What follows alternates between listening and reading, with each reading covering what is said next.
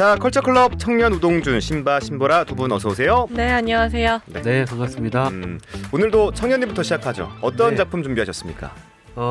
얼마 전 한 유튜브 채널에서 제작했던 그 영양군 관련 콘텐츠가 있었습니다. 굉장히 뜨거웠습니다. 네, 지금도 논란에 있긴 맞습니다. 하죠. 네. 저도 이제 구독하던 크리에이터들이었고 좋아하던 음. 크리에이터여서 관심이 좀 있었는데 관련돼서 나오는 누리꾼들의 비판은 이제 지역 비하 콘텐츠다라는 이야기가 많이 있습니다. 네. 그래서 그 크리에이터들이 잡았던 컨셉이 그 경상도 사람의 문화, 경상도 지역의 음식을 먹으면서 네. 다양한 이야기를 하는, 그리고 약간의 지역 자부심이라고 하죠. 그 부심을 경쟁하는 그런 콘텐츠였는데 그 이 음식이라는 게 사실 특정한 지역과 거기 살아가는 사람들의 문화를 고스란히 보여주는 매개체거든요. 그렇죠. 음식을 보면 그 지역의 특산물이 담겨 있습니다. 그 말은 그 지역이 가지고 있는 외형, 꼴, 뭐 자연 환경 그런 것들이 다 음식에 녹아 있는 거고, 또 그 지역에 통과했던 역사나 도시의 어떤 성장과 형성사가 조리하는 도구, 방법, 어떤 음식의 형태에 다 담겨 있습니다. 그리고 음식은 어떤 정서와 감정과 기억도 다 가지고 있고요. 네. 그래서 음식이라고 하는 게 굉장히 복합적인 문화체 그 자체라고 이야기가 되는데 관련된 콘텐츠가 좀 뜨거운 만큼 네. 좀 경상도 음식에 대한 이야기를 또 다양하게 해보고 싶어서 책을 좀 골라봤습니다. 2주 전에 출간된 책이에요. 따끈따끈하네. 따끈따끈한 책입니다. 부산에서 오래 살면서 부산의 음식을 먹고 자랐던 인문학자 14사람이 집필한 책입니다. 14사람? 네, 책 제목은 부산 미각이라는 이라는 도서입니다. 자, 먹고 자랐다라는 표현이 인상적인데 이 부산을 먹고 부산에서 자란 사람들, 저자들 면면도 궁금하고 어떤 음식들을 소개하는지도 궁금합니다. 소개해 주시죠. 네, 이 저자들은 좀 이제 배우신 분들입니다. 다 14분이 교수시고 아이고야. 연구진 분들이시고 그리고 이제 교수님. 문학가시고 네, 그러니까 총 14명의 저자가 나오는데 소개를 보면 한 사람만 문학가고요. 네. 13사람이 거의 연구에 종사하는 분들이에요. 부산대, 고려대, 부경대, 해양대 이렇게 부산에서 또 나고 자랐다 부산에서 교육을 하시는 현장의 교수님들이 많이 참여하신 책이고 네. 이 14분이 이야기하는 주제들은 다 부산 음식입니다. 조박낙지, 제첩국, 복국, 밀면 이런 부산 음식을 먹고 역사와 문화에 대한 이야기를 하는 책이고요. 네. 그 책을 딱 피면 제일 첫 장에 나오는 게 1월부터 12월까지 그러니까 1년을 시간을 두고 부산의 음식을 이렇게 큐레이션하는 그 지도가 나와요. 그래서 이 계절에 이 음식을 먹어라 라는 제안도 있고 그 챕터로 들어가면 조금 다양하게 그 구성이 되어 있습니다. 보통 책을 보면 뭐 1장, 2장 되어 있는데 이 책은 챕터의 제목이 탕, 해물, 면, 간식, 안주, 주류 이렇게 6개 챕터가 나눠져 있어요. 그러니까 그 말 그대로 그냥 부산의 음식 그 자체를 다루겠다라는 게 챕터에 잘 드러나는 그런 책입니다. 네, 이 부산의 진미들이라 돼지국밥, 밀면은 뭐 요즘 전국적으로 유명세를 떨치고 있고요. 대신 제첩국, 복국 그리고 조박낙지의 명성은 예전만치는 못하는 것 같아요. 부산의 음식 문화, 국밥과 밀면만으로는 다 담아내기 힘든 다채로움과 다양성이 핵심인데 그걸 좀 잘 녹여낸 책인 듯해서 반갑습니다. 책 속으로 조금만 더 들어가 볼까요? 네, 이제 전 오늘 조금 분량이 있습니다. 왜냐하면 챕터를 최대한 많이 소개하고 싶어가지고 좀 잘 정리를 해보려고 애를 썼는데 첫 번째 챕터는 탕이에요.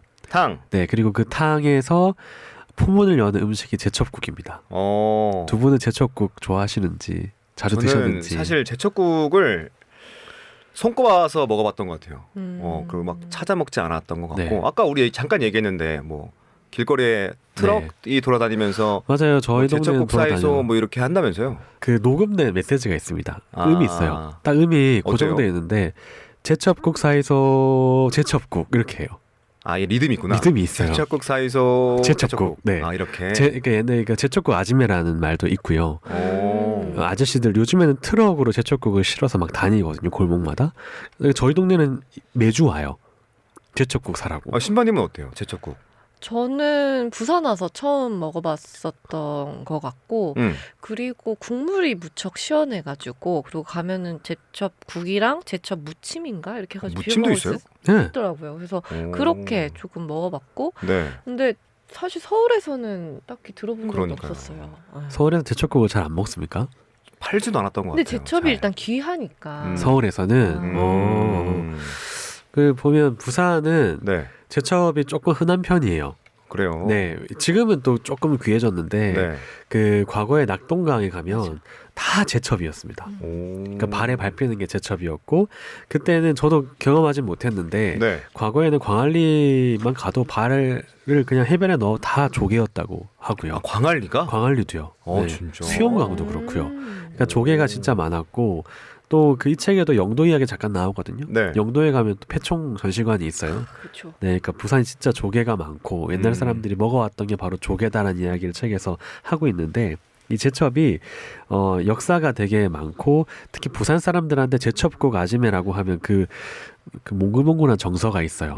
옛날에 어머님들이 네. 그 이제 낙동강에 가서 버스를 타고 가서 제첩을 사와서 뽀얗게 끓여가지고 머리에 들통을 들고 다녔습니다. 왜요? 팔려고? 팔려고. 어. 제첩국 아줌매들이 그걸 팔려고. 네.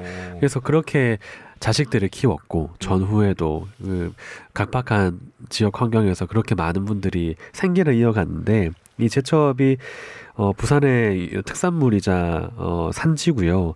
제첩은 또 민물 맞아요. 쪽입니다. 네. 아주 작은 민물 쪽이에요. 그래서 피를 맑게 해서 정말 많은 분들이 좋아하고 이 제첩이라고 하는 건 작지만 의미가 있고 건강한 그리고 부산 사람들이 살아가기 위해서 큰 도움이 되었던 지역의 특산물이죠. 네. 그래서 이 제첩국 아지매는 부산의 역사 그 자체라고 설명을 하고 있어서 제첩국을 저는 서울 분들 오면 저는 꼭 데려가는 편이에요.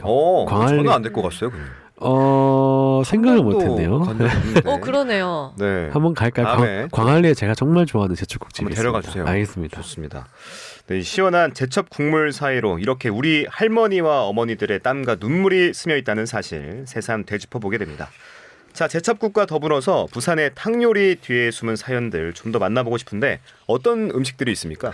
네, 탕에는 총 4개 음식이 나옵니다. 제첩국, 볶국, 돼지국밥, 마지막으로 완당입니다. 아하. 그러니까 4개를 보면 민물, 해양, 육지 그리고 가공한 탕 제품 이렇게 나오는 건데 다 있네, 다 네, 있어. 생각보다 부산의 음식 탕이 좀 균형이 잘 잡혀 있는 것 같고요. 저희 3개는 좋아해요. 어떤 그래도 거죠? 3개, 이 볶국, 돼지국밥, 완당. 제첩국은 안 좋아하시나요? 제첩국은 제가 기회가 없었고. 꼭 저랑 먹으러 가야 되겠네요. 같이 가시죠, 알겠습니다. 광안리로. 제가 사실 볶국도 정말 좋아하고 네. 볶국도 부산이 여러 가지 정치적 스토리도 있고 볶국하면 되게 많거든요. 그래서 제가 볶국도 소개하고 싶었는데 그래도 네. 돼지국밥이니까 부산은 그렇죠. 돼지국밥 이야기를 좀 더 드리면 돼지국밥 챕터에 붙은 부제가 이렇습니다. 부산 사람들의 소울푸드라고 적혀 있습니다. 이거는 다른 지역에서 못 쫓아와요. 네. 네. 이게 부산 사람들 피에는 돼지국밥 육수가 흐른다 이런 말도 하잖아요. 단순히 농담이 아닌 게 정말 국밥을 자주 드시고 또 이 돼지국밥을 많이 사랑하시는 게 느껴집니다. 네, 저도 인지하지를 못했는데 이 책을 읽다 보니까 우리나라의 음식 문화에서 국물은 빠질 수가 없고 없죠. 항상 그 뭐 학교 급식이든 군대에서 나오는 급식은 다 국은 무조건 있잖아요. 그러니까 대한민국이 습식 문화라고 해요. 먹는 거에 약간 습한 게 들어가는 국물이 들어가는 습식 문화국이라고 하고 네. 이 특히 국밥은 토렴을 하는 음식이라고 합니다. 그러니까 찬과 밥이 국하고 분리돼서 나오는 게 아니고 그냥 뚝배기 그 자체에 그렇지. 밥을 넣어서 함께 끓여내는 방식이 토렴이라고 하는데 그 전통을 계속해서 부산은 이어가고 있는 지역이고요. 또 그 항구 도시를 보면 웬만하면 다 육고기로 만든 국밥이 많습니다. 특히나 돼지로 만든 국밥이 좀 많은데 일본에 가면 오사카 쪽과 항구 도시에 가면 돈코츠 라면이 많고요. 또 중국에 가면 또 류러우탕이라고 하는 돼지로 만든 탕이 있다고 해요. 그러니까 그게 항구 도시가 많은 사람들의 어떤 수화물들 그러니까 어떤 수출품, 수입품들을 나르고 하는 노동자들이 많은 도시고 네. 돼지가 좀 싼 편이라 열량을 높이는 돼지국밥을 많이 먹는다고 해요. 돼지로 만든 가공품을. 그래서 이 지역의 경제 상황, 또 지역의 어떤 인구 구성 이런 것들을 좀 보여주는 게 또 돼지국밥이다라는 것도 유추할 수 있는 내용이었습니다. 돼지국밥을 이렇게 해석하니까 흥미롭습니다. 부산 사람의 정체성을 형성하는 소울푸드인 동시에 이 든든한 보양식까지 활력소 역할까지 톡톡히 해왔는데 그만큼 부산 사람들이 열심히 살아왔다는 얘기가 아닐까 싶고요. 자, 돼지국밥 다음으로 살펴볼 요리는 어떤 요리입니까? 네, 부산하면 또 바다고 해물을 빼놓을 수가 없습니다. 없죠. 네, 부산을 대표하는 어종인 고등어, 또 고등어를 소금간에서 구워낸 고갈비, 또 꼼장어도 있고요. 대구 요리도 소개하고 있어요. 배고프다. 네, 그 중에서 제가 고른 백미는 낙지입니다. 네, 부산에서 먹는 낙지볶음을 조박낙지라고 불러요. 그렇지. 맞아요. 그 이유가 이 낙곱새의 원조인 할매낙지라는 가게가 있는데 이게 그 당시에 어떤 범인력 근처에 있었고 그때 부산 범인력 근처에는 조선방직 주식회사가 있었습니다. 그러니까 이게 일제강점기 때 조선의 적을 수탈하던 기관 중에 하나였어요. 그래서 조선방직 주식회사 줄여 조방이라고 불렀고 조방낙지가 된 겁니다. 그러니까 자원을 수탈하는 곳이었는데 또 다르게 그냥 개개인으로 보면 일자리가 있는 곳이기도 했어요. 그나마.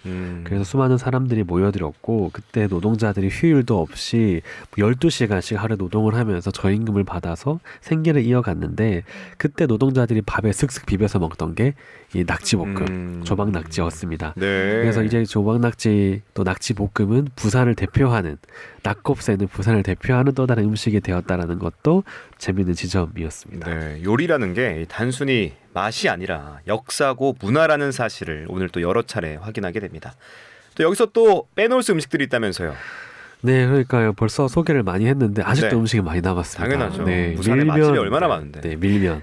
밀면. 네, 밀면은 대표적인 밀면. 또 전쟁 시기에 만들어진 음식이죠. 네. 한국 전쟁으로 그 당시에 이제 한국에 밀이 잘 보급되지 않던 시기에 미군을 통해서 밀이 많이 보급이 좀 되었습니다. 그때 여름에 먹던 면은 냉면이었고 냉면은 메밀로 만들었기 때문에 그 양반들 또 조금 부유한 사람들의 음식이었죠. 근데 이제 밀은 조금 저렴해서 누구나 먹을 수 있는 국수가 이때부터 대량 생산되기 시작을 합니다. 그 부산에 밀면 맛집이 되게 많아요. 근데 많죠. 사실 왜 맛집들을 구별해서 가는지 관광객들은 잘 몰라요. 어떤 맞아요. 차이가 있는지. 그 미묘한 차이는 면에 있습니다. 그 면의 그 쫄깃함과 그 국물에 조금씩의 다른 첨가물들이 있는데 어떤 맛집에 가면 그 면을 반죽할 때 소금만 넣어요. 그래서 엄청 쫄깃한 집이 있고 네. 어떤 집은 면을 반죽할 때 그 자기들 한방제를 넣어서 맞아요. 그 향이 나는 곳도 있습니다. 그러니까 그런 것들이 부산의 어떤 밀면 맛집을 또 말을 넣어서 고소함을 더하기도 하고 이 면의 차이가 사실 밀면 맛집의 차이인데 다들 왜 밀면이 이렇게 다른가라는 그렇게 걸 잘 잘 알면서 왜 몰라요. 안 데려가는 거예요? 그리고 저 밀면 하니까 생각이 났는데 네. 이제 청년님이랑 같이 평양냉면을 먹으러 간 적이 있어요. 부산에서. 네네. 근데 청년님이 딱 그 먹자마자 부산은 밀면이다라고 이야기를 하시면서 그런 깔끔함이 아니라 부산 사람의 그런 찐득함, 서로 간의 의리, 정을 보여준 게 밀면의 양념이다라고 야, 명언을 남기신 다대기죠. 적이 있습니다. 네, 그 양념이 중요합니다. 밀면은. 다진 양념. 맞습니다. 그게 들어가야 됩니다. 제가 제철국도 데려가고 네. 밀면도 좀 데려가 주세요. 혼자 맛있는 거 먹지 말고. 네. 또 이제 부산의 역사 문화와 빼놓을 수 없는 게 어묵이에요. 네, 이제 행하면 어묵이죠. 와, 맞지. 네, 이제 부산 어묵은 1870년대 부산하는 개항을 하면서 네. 이제 일본인에 의해서 형성되게 됩니다. 어묵이라는 게 오뎅이라는 이름도 많이 불렸고 이제 일본에서 건너와서 좀 깨름직하게 여기는 분위기도 많았는데 이제 부산을 대표하는 상품이 됐어요. 이제 어묵이라는 건. 그래서 그 지역의 문화를 바라볼 때 네. 원조가 뭐냐, 진짜 우리 거냐, 이게 고유성이 우리가 가지고 있느냐라는 건 너무 좀 매몰될 필요가 없는 고민이 아닌가라는 생각이 듭니다. 왜냐하면 음식이라는 게 서로 이질적인 것들이 만날 때 새로운 게 나오고 조박낙지 뭐 일제강점기 때 만들어졌던 게 지금 우리를 대표하는 용어가 되었고 오뎅이 또 부산 어묵이 되었잖아요. 그렇죠. 그러니까 이런 이질적인 것들 또 부산은 특히나 항구 도시이기 때문에 계속 뭐가 만나요.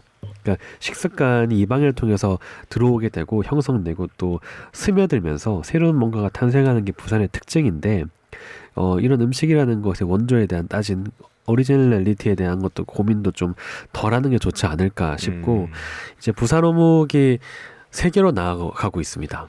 이제 이슬람 문화권까지 나아가고 있다고 해요. 그래요? 네, 그래서 원조는 아니지만 이제 새로운 정체성을 만들어내고 있는 게 부산의 음식이다. 이게 우리가 소통할 수 있는 중요한 매개가 되었다라는 이야기를 좀 하고 싶고 이 경계라는 게 우리가 만든 그냥 관념일 뿐이니까 음식이 가지고 있는 힘을 많이 느끼고 있는 요즘입니다. 그래서 음식을 통해서 서로 가까워지기도 하고 그렇죠. 쉽게 연결되기도 해서 이 음식이라는 것의 힘을 특히 부산이 가지고 있는 정체성을 조금 더 맛으로 느끼는 것도 좋지 않을까 싶습니다. 네, 이 온갖 경계를 넘나들며 이질적인 문화를 포용하고 받아들이면서 특유의 개성을 새롭게 구축해온 우리 부산의 음식 문화야말로 부산의 가장 큰 자랑거리가 아닐까 싶습니다. 자, 자부심과 함께 부산의 맛은 물론 지난 역사와 문화까지 함께 톱파볼 수 있는 책이었고요. 청년님의 안내로 부산 미각 만나봤습니다.